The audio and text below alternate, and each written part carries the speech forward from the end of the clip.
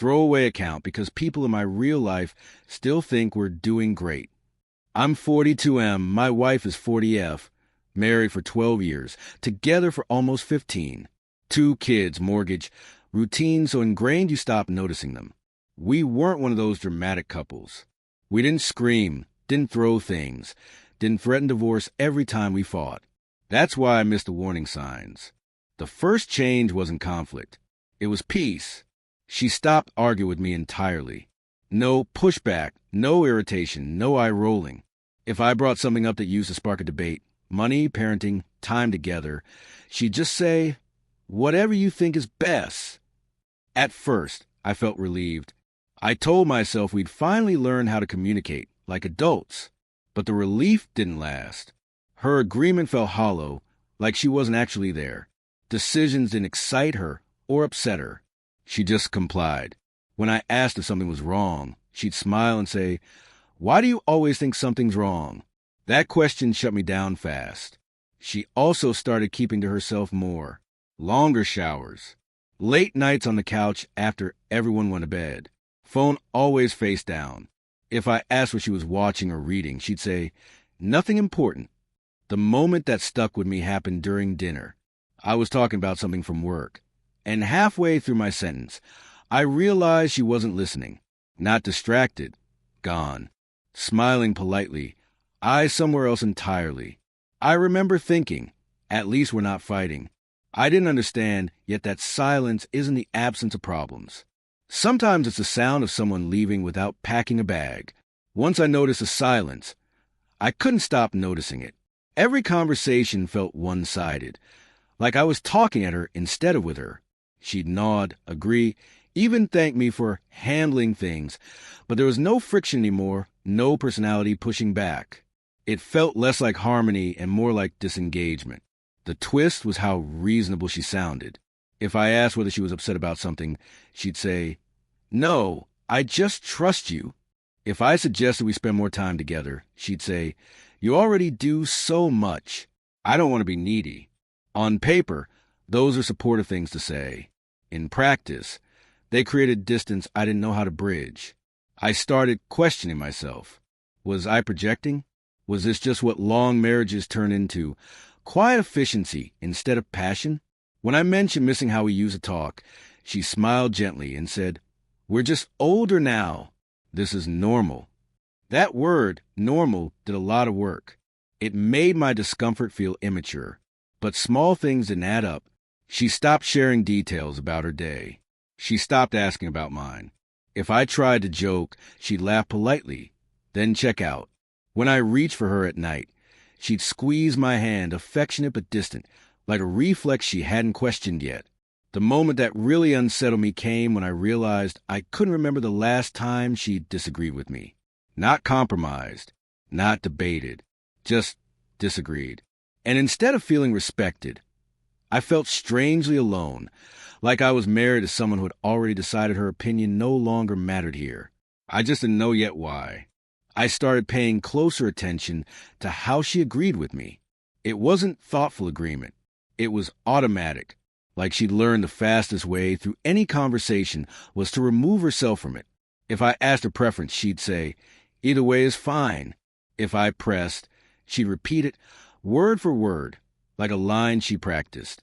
The twist came when I realized she wasn't just disengaged with me. She was selectively engaged elsewhere. One night, after the kids were asleep, I walked into the living room and saw her laughing at her phone. Not a polite smile. A real laugh. The kind I hadn't heard directed at me in months. When she noticed me, she locked the screen instantly and said, "Sorry, just something dumb." The laughter didn't come back. I told myself not to read into it. Everyone deserves private moments. But it kept happening. Quiet all evening, then sudden animation when she thought she was alone. It felt like watching a light switch flip, depending on who was in the room. I tried to reconnect, suggested a date night. She agreed immediately, and then spent the entire dinner being pleasant, calm, and completely elsewhere. No complaints, no tension, just politeness. When I asked if she was having fun, she said, "Of course. Why wouldn't I be?" That answer hit harder than anger would have, because there was no emotion in it, just compliance. On the drive home, I realized something unsettling. The silence wasn't accidental. It was controlled. She wasn't avoiding conflict. She was avoiding me, and the more agreeable she became, the more it felt like she'd already made a decision I hadn't been told about. I went to bed that night with a thought I couldn't shake. Peace isn't peace if only one person is still present. I finally asked her the question I'd been circling for weeks. Not in a confrontational way. Not during an argument, because there were none anymore. We were folding laundry, the most neutral setting I could think of, when I said, "Are you happy?" I expected a quick yes, maybe followed by reassurance. What I got was silence. She kept folding. Slow, precise, like she hadn't heard me. I asked again. She sighed, not annoyed, just tired, and said, "I don't know what you want me to say." That answer felt rehearsed. I told her I wasn't looking for a perfect response. I just wanted honesty. She nodded and said, "Things are fine. Fine. Not good. Not great. Fine." The twist came when I asked a follow-up. "Do you still want this?" I gestured around the room. "Our house. Our life." She paused, folded her shirt a little too carefully, and said, "I'm not unhappy." It was a technical answer, the kind that avoids committing to anything real. That night, she went to bed early. I stayed up, replaying the conversation. I realized she hadn't actually answered either question. She just deflected them gently enough that it felt rude to push. Over the next few days, I noticed how often she did that. Any question about us was met with vague reassurance and a quick subject change. It wasn't avoidance born of fear. It felt strategic, like she was keeping the peace while waiting for something else to resolve itself. And that's when it hit me. Her silence wasn't confusion. It was containment. She was keeping her real thoughts somewhere I couldn't reach them, and the longer I stayed quiet too, the easier it was for her to leave without ever saying goodbye. After that conversation, I tried something different. I stopped hinting. I stopped softening my questions. I figured if silence was her strategy, clarity had to be mine. One evening, after the kids were asleep, I told her I felt disconnected. Not lonely, disconnected. I said it slowly, carefully, like I was placing fragile glass on a table. She listened without interrupting, nodded in the right places, then said, "I hear you." And that was it. No follow-up. No curiosity. No, tell me more. That's when I realized I wasn't having conversations anymore. I was making statements into a void and receiving acknowledgments in return, like customer service replies. Polite, final. The twist came when I asked her what she needed. I expected her to finally open up, to use the space I was creating. Instead, she said, "I don't need anything right now." The calm certainty of it chilled me. Everyone needs something. The absence of need felt less like strength and more like withdrawal.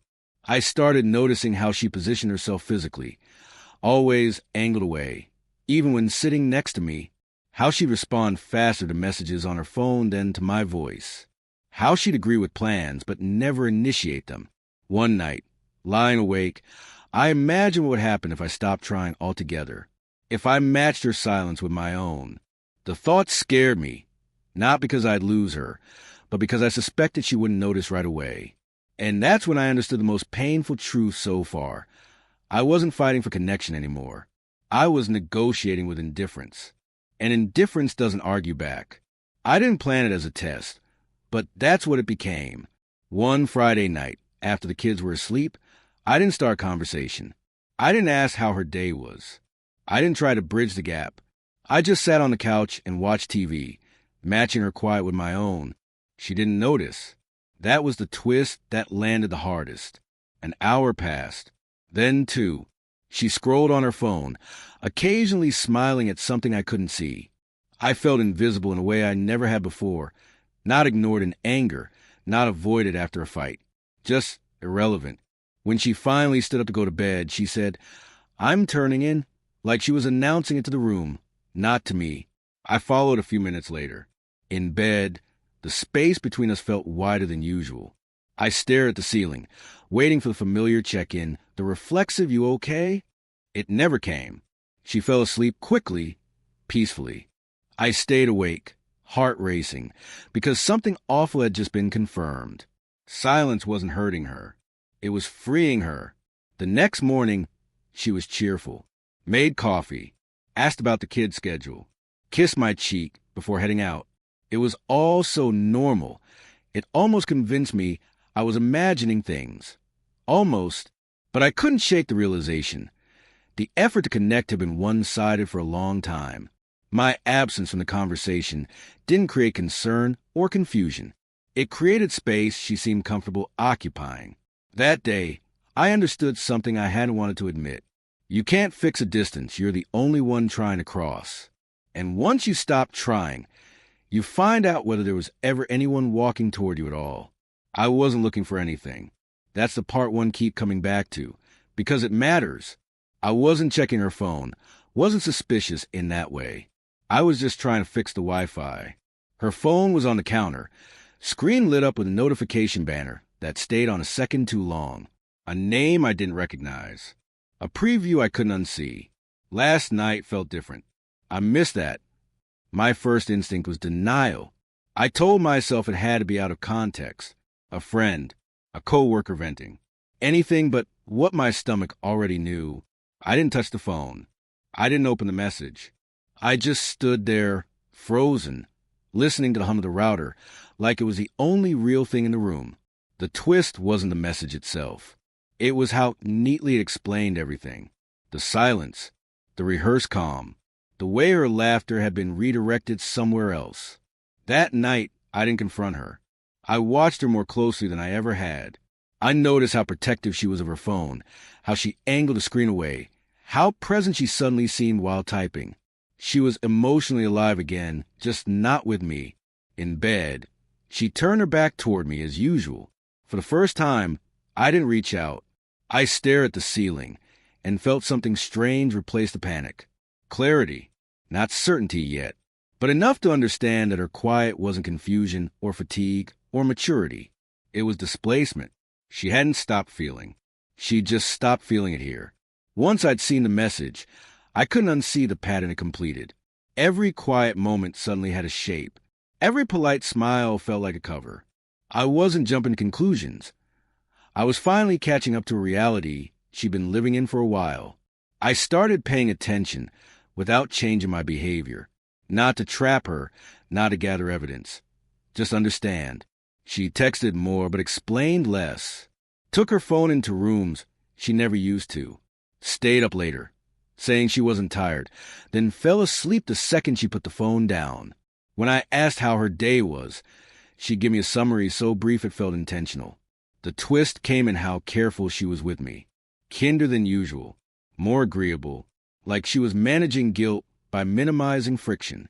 If I brought up something practical, schedules, bills, the kids, she handled it efficiently, warmly. Anything emotional, anything us, she avoided with surgical precision. I realized then that she wasn't confused about what she wanted. She was postponing the consequences of wanting it, keeping things calm here while something else grew quietly elsewhere. One night, she laughed at her phone again, out loud this time. I didn't look up. I didn't ask. And that's when it hit me. I no longer felt desperate to know more. The fear had faded, replaced by a heavy calm. Because when someone pulls this far away, the truth stops being a mystery and starts being a matter of timing. And I understood something that scared me more than the message itself. She wasn't deciding whether to leave. She was deciding when. I thought confronting her would bring clarity, a confession, an apology, anger, even something concrete I could respond to. What I didn't expect was how carefully she prepared for it. I didn't mention the message directly. I just said I felt like she wasn't here anymore, that she was somewhere else. Even when she was sitting right next to me, she didn't deny it. She smiled sadly and said, "I think you're reading into things." Not defensive, not guilty, just composed. That was the twist. She didn't argue because she didn't need to. She spoke like someone already halfway out the door. She told me she'd been feeling disconnected for a long time, that she didn't want to hurt me, that nothing had technically happened yet. The word yet hung in the air, even though she never said it out loud. I asked if there was someone else. She paused just long enough to answer carefully. "I've been talking to someone," she said. "It helps me feel seen." Seen, as if that explained everything. I felt stupid for how calm I stayed. I nodded, asked practical questions. When did this start? How long had she been unhappy? Her answers were vague, timelines blurry. She framed it like a slow drift neither of us could control. But sitting there, watching how measured she was, I realized something painful. This conversation wasn't for understanding. It was for permission. She wasn't confessing because she felt guilty. She was laying groundwork, making sure the story sounded reasonable before she took the next step. And in that moment, I understood why the silence had felt rehearsed. She'd been practicing leaving for a long time. After that conversation, something subtle but important shifted. It wasn't that the truth was finally out. It was that I realized I was late to my own story. She wasn't figuring things out in real time. She'd already done that work somewhere else, with someone else. What I was getting now was the edited version. The twist came when I heard how she talked about us. She started using past tense in small ways. We were good parents together. We used to communicate really well. Each phrase landed like a quiet goodbye. When I pointed it out, she said I was being sensitive, that she was just reflecting. But reflections don't usually erase the present unless the future has already been decided. She also became oddly considerate, offered to handle extra chores, asked if I needed anything. Not out of love, out of preparation, like she was easing the transition, so she wouldn't feel like the villain later. I could almost hear the story forming. We grew apart. We stayed respectful. No one did anything wrong, except something had happened. One night, I asked if she loved me. She didn't answer right away. Then she said, "I care about you deeply." That distinction told me everything. Love had already been relocated. I lay awake that night, staring at the ceiling, realizing how cruel quiet decisions can be. There's no fight to respond to, no moment to point at and say, "That's when it broke." Just a slow rewriting of reality while you're still living in it.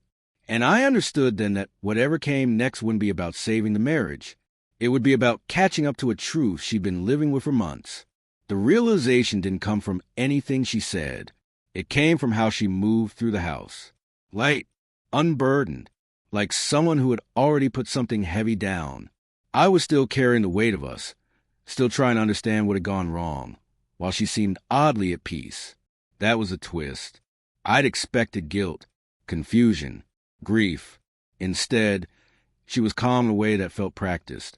She made plans easily, slept well, talked about the future without including me in it, not pointedly, just naturally, like my absence had already been accounted for. One afternoon, I found myself referring to her as my wife when talking to someone on the phone. The word felt outdated the moment I said it. I realized she hadn't used it in weeks. Not once. It was a small thing, but it hit hard. That night, I asked her if she still saw us as married in anything but name. She didn't get angry. She didn't deny it. She just said, "I don't know how to answer that without hurting you." That was the answer. I went to bed understanding something I've been avoiding. Marriages don't always end when someone cheats or leaves. Sometimes they end quietly, when one person steps out emotionally and never really comes back. I was still fighting for clarity, for honesty, for a shared reality. She had already moved on to another version of her life, where I was no longer central. And in that moment, I understood the most painful truth yet. I wasn't being left. I had already been replaced. After that night, I noticed how little I actually wanted answers anymore. That surprised me. For weeks, I'd been chasing clarity. What happened first, how far it went, whether it was emotional or physical, when exactly she checked out. I thought knowing would help. Instead, every half answer just made the picture uglier without making it clearer. The twist came when I realized she was controlling the truth the same way she controlled the silence.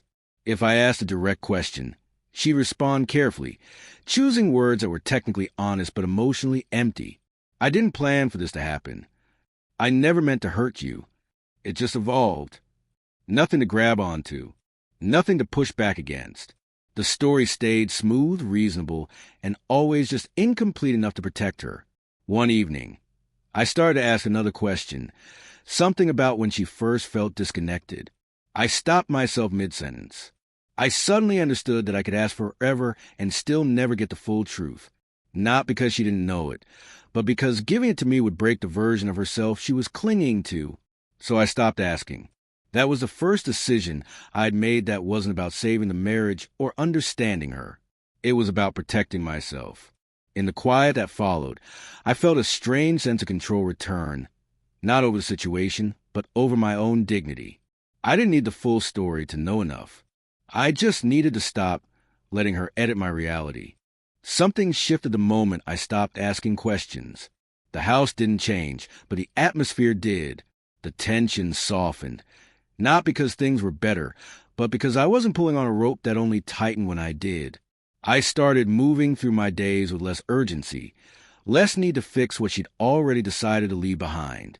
The twist was how she reacted to my detachment. She noticed it immediately, asked if I was okay, told me I seemed calmer.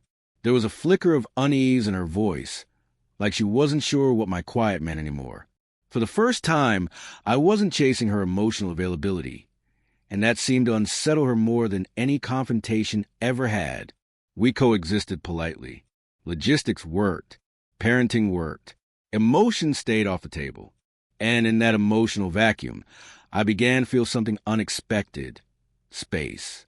I could think without bracing myself. I could sit in silence without interpreting it. The quiet that once felt like rejection now felt neutral. One evening, I realized I hadn't checked her phone, her expressions, her tone all day. Not because I was trying to be strong, but because I genuinely didn't care anymore. That scared me at first. Then it relieved me. I understood then that grief doesn't always come with tears. Sometimes it comes with acceptance sneaking up on you while you're not looking. I wasn't healed. I wasn't okay. But I was no longer suspended in uncertainty.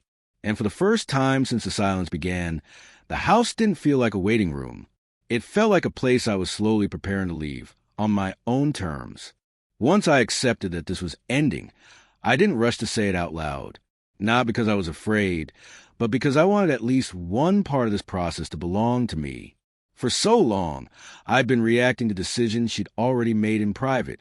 This time, I moved quietly. I started doing practical things. Small things. I organized paperwork I hadn't touched in years. I checked account balances. I thought about where I'd sleep if one of us moved out. None of it felt dramatic. It felt methodical. Like tending to loose ends before a storm you can already see on the horizon. The twist was how peaceful it felt. I'd expected panic, grief, rage, something loud. Instead, there was a calm clarity I hadn't felt in months. The uncertainty had been the worst part. Now that I'd stopped hoping for a version of her that wasn't coming back, the constant ache eased. She sensed a shift, asked if I was okay. Said I felt distant again, but this time her tone was different. Less guarded, more curious. I told her I was just thinking about next steps. She didn't press. I think part of her already knew what those steps were. One night, after the kids were asleep, I stood in the hallway and looked at the family photos on the wall. I didn't feel bitterness. I felt grief for what we'd built, and gratitude that it had existed at all. Both things were true. I realized then that leaving doesn't always begin with a goodbye. Sometimes it begins the moment you stop waiting for someone else to choose you. And once that happens, the rest is just logistics. I told her a week later, not in a dramatic sit-down, not after an argument. We were at the kitchen table. Kids at school, the house quiet in that mid-morning way that feels borrowed. I said I didn't think we were moving toward the same future anymore, that I felt like I'd been living alongside her, not with her. I told her I was going to move out. She didn't cry. That was the final twist. She nodded slowly, like this was a conclusion she'd already reached on her own.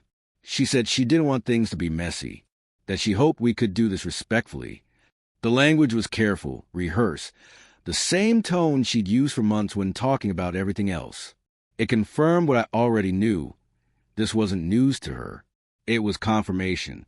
The silence after that conversation felt different from the silence before. Lighter, honest, no longer filled with unspoken negotiations or withheld truths. Just a quiet that follows a decision that's finally been named. Moving out was harder than I expected. Not because I doubted it, but because of what it forced me to grieve. Not just a marriage, but the version of myself who believed silence meant safety. Who thought peace was the absence of conflict instead of the presence of connection. Here's what I learned. When someone leaves emotionally, they rarely announce it. They go quiet. They get agreeable. They create distance, so gradually you start questioning your own instincts. If you're reading this and something feels familiar, don't ignore that feeling. Silence can be kind, but it can also be a warning. And when the quiet lasts long enough, the bravest thing you can do is speak. Even if all it does is confirm what you already know.